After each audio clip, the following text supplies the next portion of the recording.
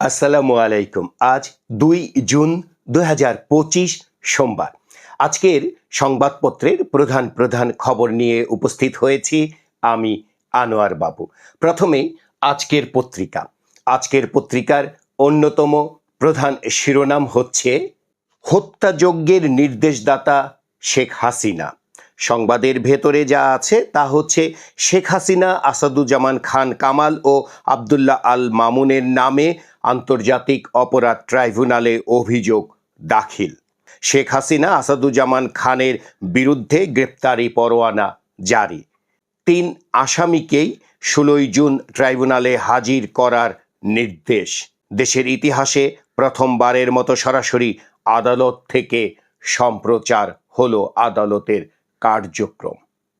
আজকের পত্রিকার আরেক খবরে দেখা যাচ্ছে মৌলভীবাজারের কুলাউড়া সীমান্তে ভারতের সীমান্তরক্ষী বাহিনী বিএসএফের গুলিতে এক বাংলাদেশি নিহত হয়েছেন। ওই বাংলাদেশির লাশ নিয়ে গেছে বিএসএফ। আজকের পত্রিকার আরেক খবরে দেখা যাচ্ছে ঈদুল আজহা সামনে রেখে জমে উঠেছে রাজধানীর সবচেয়ে বড় গাবতলী গরুর হাট।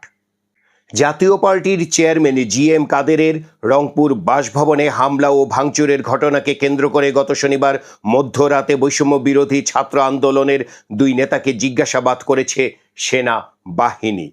এ খবর শুনে রাতেই রংপুরে যান জাতীয় নাগরিক পার্টি অর্থাৎ এনসিপির মুখ্য সংগঠক সার্জিস আলম। সেখানে তিনি সেনাবাহিনীর ৭২ পদাতিক ব্রিগেডের কমান্ডার ব্রিগেডিয়ার জেনারেল হুমায়ুন কাইয়ুমের সঙ্গে কথা বলেন। কথোপকথনের সময় সার্জিস আলমকে হুমায়ুন কাইয়ুম বলেন, শরীরে যতক্ষণ রক্ত আছে you are not going to promote anyone যে দেশের বিরুদ্ধে কাজ করে। আপাতত স্ট্যান্ডিং হলো যারা জনগণের অসুবিধা করে নাশকতা চালায়, মবের নামে আগুন লাগায়, ঘরবাড়ি ভাঙচুর করে, তাদের কাছে বার্তা স্পষ্ট, এখন আর এসবের সুযোগ নেই। সিলেটের টিলা ধসে একই পরিবারের ৪ জন নিহত। ঝুঁকিপূর্ণ ৩৩ কিলোমিটার বেড়িবাঁধ আতঙ্কে সাতক্ষীরার নদী তীরের মানুষ। আজকের পত্রিকার আরেকটি সংবাদে দেখা যাচ্ছে ঝিনাইদহের কালীগঞ্জে বিএনপির ২ পক্ষের সংঘর্ষে মোহাম্মদ আলী নামের ৫৫ বছর বয়সী এক ব্যক্তি নিহত হয়েছেন। গতকাল রোববার সকালে উপজেলার জামাল ইউনিয়নের নাকোবাড়িয়া গ্রামে এ ঘটনা ঘটে। আজকের পত্রিকার একটি সংবাদ হচ্ছে দেশে নব্য ফ্যাসিবাদ কায়েম হয়েছে। সংবাদের ভেতরে রয়েছে বরিশাল মহানগর জাতীয় পার্টির আহ্বায়ক ও দলটির চেয়ারম্যানের উপদেষ্টা অধ্যক্ষ মহসিনুল ইসলাম হাবুল বলেছেন, জাতীয় পার্টির শান্তিপূর্ণ মিছিলে শনিবার দুর্বৃত্তরা লাঠিসোঁটা দিয়ে হামলা করে তারা দলীয় কার্যালয়ও ভেঙে গুঁড়িয়ে দিয়েছে। শিক্ষক হিসেবে আমার গায়ে হাত দেবে তা আমি আশা করিনি। গণ অধিকার পরিষদের টোকাইরা এ হামলা করেছে। দেশে নব্য ফ্যাসিবাদ কায়েম হয়েছে। এবার একটি সুখবর।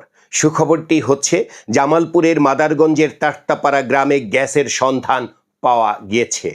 জামালপুর ১ অনুসন্ধান কূপ খনন প্রকল্পের পরিচালক মোহাম্মদ মোজাম্মেল হক গতকাল রোববার এ তথ্য নিশ্চিত করেছেন। প্রতিদিনের বাংলাদেশের একটি সংবাদ হচ্ছে নিবন্ধন ফিরে পাচ্ছে জামায়াতে ইসলামী। প্রতিদিনের বাংলাদেশের এক খবরে দেখা যাচ্ছে গাজায় ত্রাণ বিতরণ কেন্দ্রে ইসরায়েলি হামলায় ৫০ ফিলিস্তিনি নিহত। আরেকটি সংবাদ হচ্ছে চট্টগ্রামে হচ্ছে দেশের প্রথম মনোরেল। বিএনপির স্থায়ী কমিটির সদস্য মেজর হাফিজ বললেন, উপদেষ্টা পরিষদে ছাত্রদের রাখা বিরাট ভুল হয়েছে।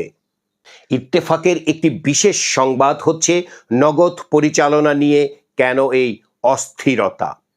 ভেতরে যা আছে তার ভেতরে উল্লেখযোগ্য হচ্ছে সরকারি প্রতিষ্ঠান ও লেনদেনে ঝুঁকি ভাবছে।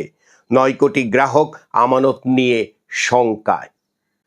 যুগান্তরের একটি সংবাদে দেখা যাচ্ছে বিএনপির স্থায়ী কমিটির সদস্য খন্দকার মোশাররফ হোসেন বলেছেন, নির্বাচন বিলম্ব হলে ষড়যন্ত্র মাথাচাড়া দিয়ে উঠবে।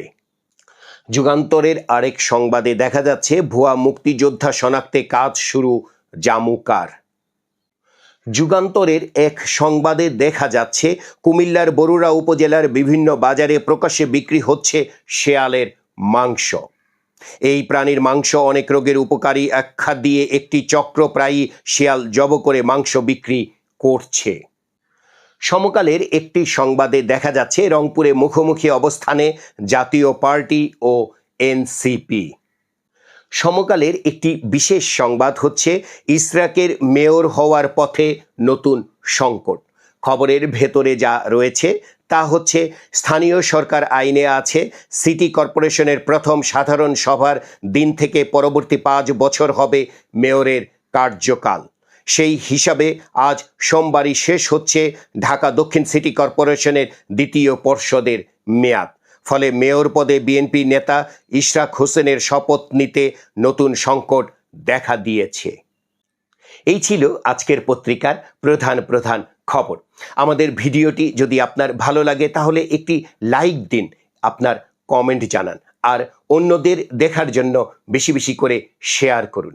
আরেকটি কথা, প্রতিদিন আমাদের আজকের সংবাদপত্রের এই খবর যদি দেখতে চান তাহলে আমাদের এই চ্যানেলটি সাবস্ক্রাইব করুন।